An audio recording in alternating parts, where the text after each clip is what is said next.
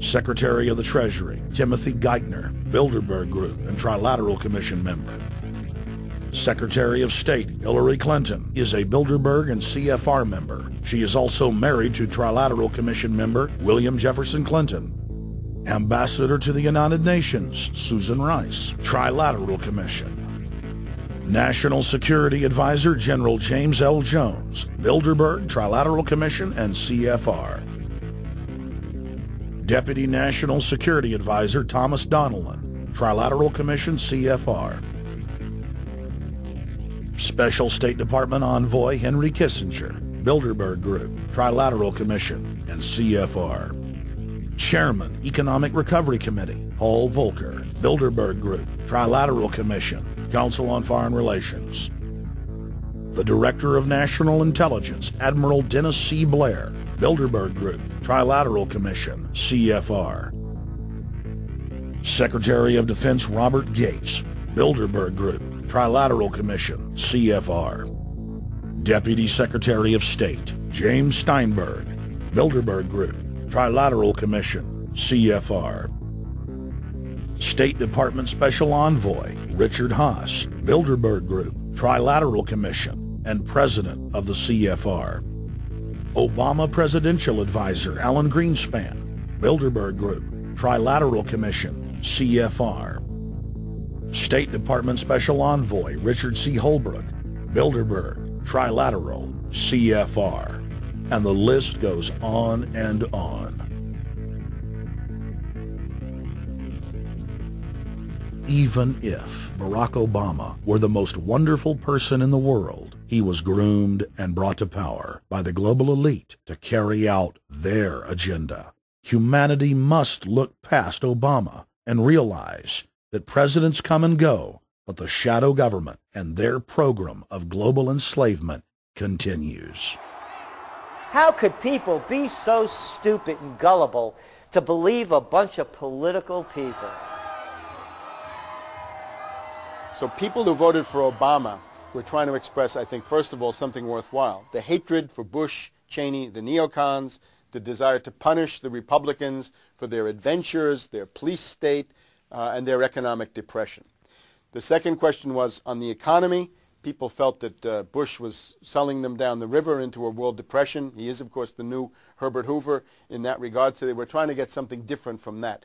The tragedy, of course, is, and this is really why Obama was groomed and prepared over a period of almost 30 years now, that Obama is there to frustrate and to deceive all of those hopes. Obama is a cruel hoax. He's a bogus sham. He's an absolute denial of everything that you'd expect from an American president. It is very disturbing to see well-meaning people falling for high-tech propaganda over and over again. It happened after 9/11.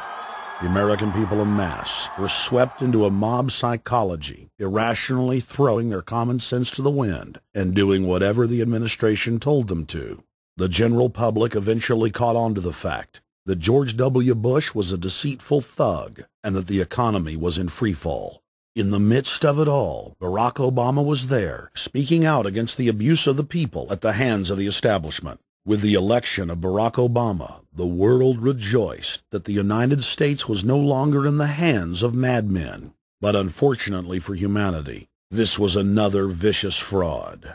I want to like the guy. He speaks gently, he's intelligent, he seems to be a man of peace. He is just as charismatic as they come. But you know what?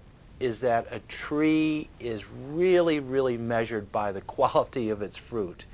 And when you kind of put away all the flowery words, when you put away all the rhetoric, when you put away all the rock and roll music, what he does is what's important for the people of this country, starting with the truth. Obama is notoriously a liar.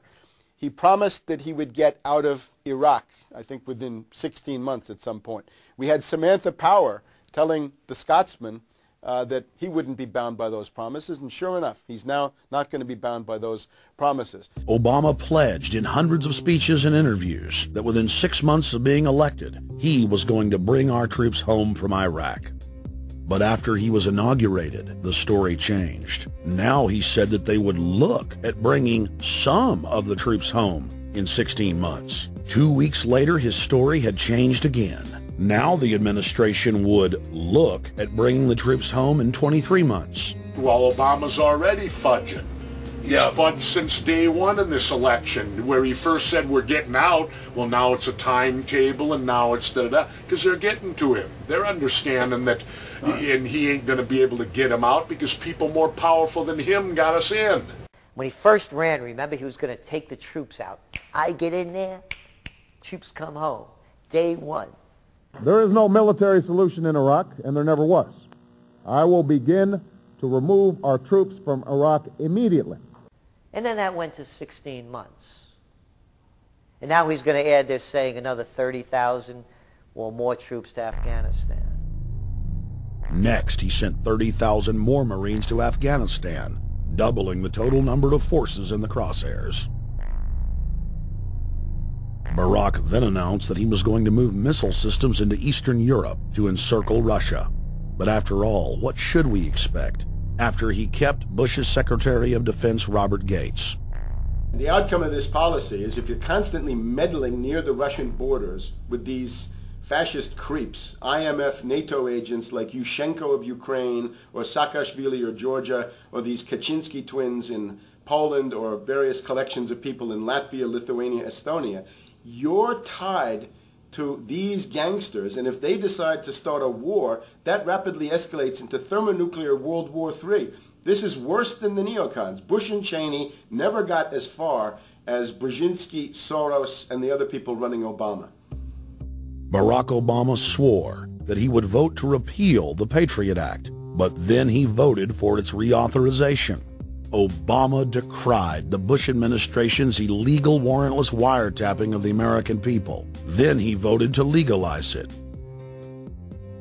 Obama pledged that he would filibuster any attempt to give retroactive immunity to the telephone companies, the telecom companies, except he then turned around and voted for that bill. Most people don't know, for example, that he voted to reinstate the Patriot Act and more government wiretapping.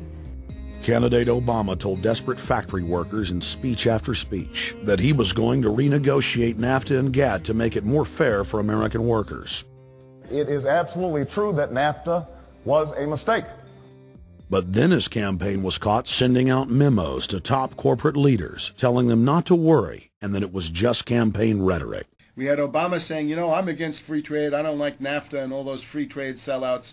We had Austin Goolsbee going to the Canadian diplomats and saying, don't mind him. He's just popping off. That's just election era rhetoric. Doesn't mean anything. Presidential candidate Barack Obama was publicly criticizing the North American Free Trade Agreement in a bid for votes, but privately telling Canadian officials not to worry about it. He said that he was going to bring us peace in the Middle East. He said that he was going to bring us transparency and a balanced economy. He said that he was going to not have lobbyists. He said he was going to clean up government. He said he was going to work for the environment. And point by point by point, within the first month of his inauguration,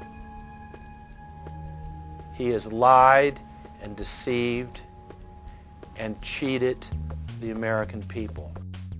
The people of the United States and the world were filled with hope that Obama was the real deal when in his first week in office he signed an executive order supposedly closing Guantanamo Bay and other secret prisons. Then the press actually had a chance to read the executive order and were shocked to find that the executive order only said that Obama was thinking about closing Guantanamo in a year. But worst of all, the executive order continued the practice of rendition, which the LA Times called secret abductions. They don't know. They think that he's signed off immediately on closing Guantanamo, but he's allowing prisoners now to be taken to foreign countries and not knowing where they're sending them and to be tortured in foreign countries. They don't know that they kept that provision in there.